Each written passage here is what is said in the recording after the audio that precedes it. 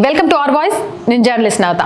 దివ్యాంగుడైన దళితునికి కేటాయించిన స్థలంలో ముఖ్యమంత్రి సిద్ధరామయ్య గతంలో ఉప ముఖ్యమంత్రిగా ఉన్నప్పుడు అక్రమంగా ఇల్లు కట్టుకున్నారని కేంద్ర మంత్రి జేడీఎస్ నేత హెచ్డి కుమారస్వామి ఆరోపించారు.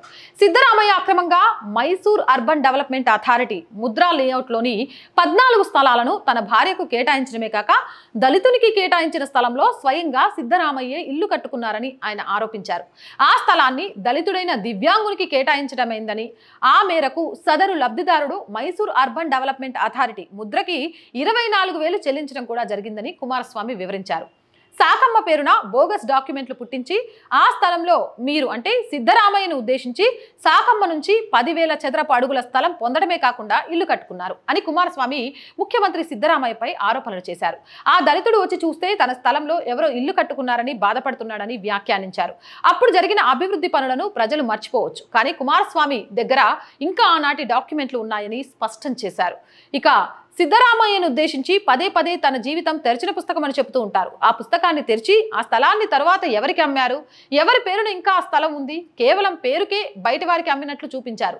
మరో రామాయణం ప్రారంభమవుతుంది అని కుమారస్వామి నిలదీశారు. ముద్రా స్కామ్ పై గవర్నర్ దర్యాప్తుకు ఆదేశించిన నేపథ్యంలో కుమారస్వామి ఈ ఆరోపణలు చేశారు. అయితే ఎప్పుడు ఇదంతా జరిగిందో కుమారస్వామి నిర్దిష్టంగా చెప్పలేదు. ఏదేమైనా కానీ నిజంగా గనక ఒక దివ్యాంగుడైన దళితుడి స్థలాన్ని సిద్ధరామయ్య ఆక్రమించుకొని ఇల్లు కట్టుంటే మాత్రం కర్ణాటక ప్రభుత్వాన్ని, కాంగ్రెస్ ప్రభుత్వాన్ని ఎప్పటికీ ప్రజలు క్షమించరు.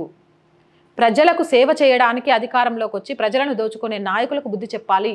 బుద్ధి చెప్పే సమయం కూడా ఆసన్నమైంది అంటున్నారు జనాలు. మరి మీరేమంటారు? కామెంట్ సెక్షన్లో పెట్టేయండి. మోర్ వీడియోస్ కోసం మన ఛానల్ వెంటనే సబ్స్క్రైబ్ చేయండి. ఆర్థికంగా దయచేసి ఈ ఛానల్కి సపోర్ట్గా నిలవండి. రూపాయి నుంచి మీకు తోచిన సహాయం చేయడం ద్వారా ఆర్థికంగా ఈ ఛానల్ని నిలబెట్టిన వాళ్ళు అవుతారు. మీ అందరి సహాయ సహకారాలు ఖచ్చితంగా కావాలి. ఆర్థికంగా సపోర్ట్ చేయాలి అనుకునేవారు సబ్స్క్రిప్షన్ పక్కనే జాయిన్ అనే బటన్ ఉంటుంది. 1 to 5 లెవెల్స్ ఉంటాయి. ఏదో ఒక లెవెల్లో సపోర్ట్ చేయండి. లేదా స్క్రీన్ మీద గూగుల్ పే, ఫోన్పేతో పాటు అకౌంట్ డీటెయిల్స్ కూడా ఉంటాయి.